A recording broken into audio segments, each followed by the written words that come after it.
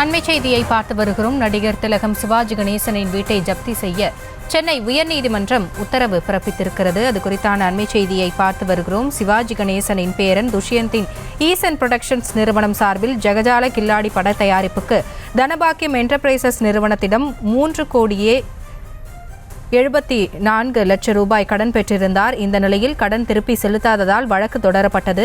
சிவாஜி கணேசனின் பேரன் துஷ்யந்த் நிறுவனம் பதிலளிக்க அவகாசம் வழங்கியும் பதிலளிக்காததால் வீட்டை ஜப்தி செய்ய இந்த உத்தரவு பிறப்பிக்கப்பட்டிருக்கிறது. அது குறித்தான அண்மை செய்தியை பார்த்து வருகிறோம்.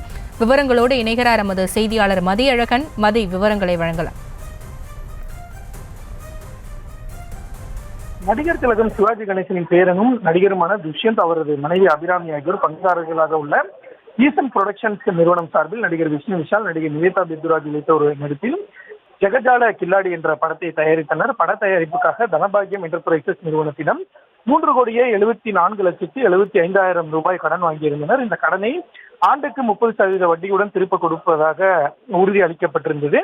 ஆனால் கடன் தொகையை திருப்பி தராதை அடுத்து இந்த விவகாரத்தில் தீர்வு காணும் வகையில் சென்னை உயர்நீதிமன்ற நீதிபதி டி ரவீந்திரன் மத்தியஸ்தராக நியமிக்கப்பட்டார்.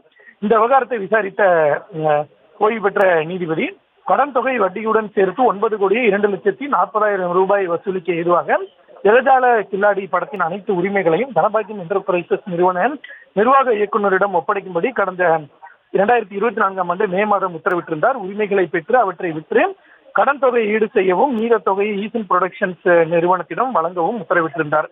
இந்த உத்தரவின்படி படத்தின் அனைத்து உரிமைகளையும் வழங்க கோரிய பொழுது படம் முழுமையடையவில்லை என கூறி பட தயாரிப்பு நிறுவனம் தரப்பில் எதிர்ப்பு தெரிவிக்கப்பட்டதால் மத்தியஸ்தர் தீர்ப்பை அமல்படுத்தும் வகையில் ராம்குமாரின் தந்தையான சிவாஜி கணேசன் வீட்டை ஜப்தி செய்து பொது ஏலம் விட உத்தரவிடக் கோரி தனபாக்கியம் என்டர்பிரைசஸ் நிறுவனம் சார்பில் சென்னை உயர்நீதிமன்றத்தில் மனு தாக்கல் செய்யப்பட்டிருந்தது. அந்த மனுவில் தற்பொழுது வரை கடன் தொகை வட்டியுடன் சேர்த்து 9,39,05,543 ரூபாய் வசூலிக்க வேண்டியுள்ளதாக கூறப்பட்டுள்ளது. இந்த வழக்கை விசாரித்த நீதிபதி அப்துல் குத்தூஸ் பதில் மனு தாக்கல் செய்ய ஈசன் புரொடக்ஷன்ஸ் தயாரிப்பு அவகாசம் கேட்டபோதும் இதுவரை பதில் மனு தாக்கல் செய்யவில்லை என கூறி நடிகர் திலகம் சிவாஜி கணேசன் வீட்டை ஜப்தி செய்ய உத்தரவிட்டார். மேலும் இந்த உத்தரவு குறித்து சம்பந்தப்பட்ட சார் பதிவாளருக்கு தகவல் தெரிவிக்கவும் உத்தரவிட்ட நீதிபதி இந்த வழக்கினுடைய விசாரணையை மார்ச் 5ஆம் தேதிக்கு ஒத்திவைத்தார்.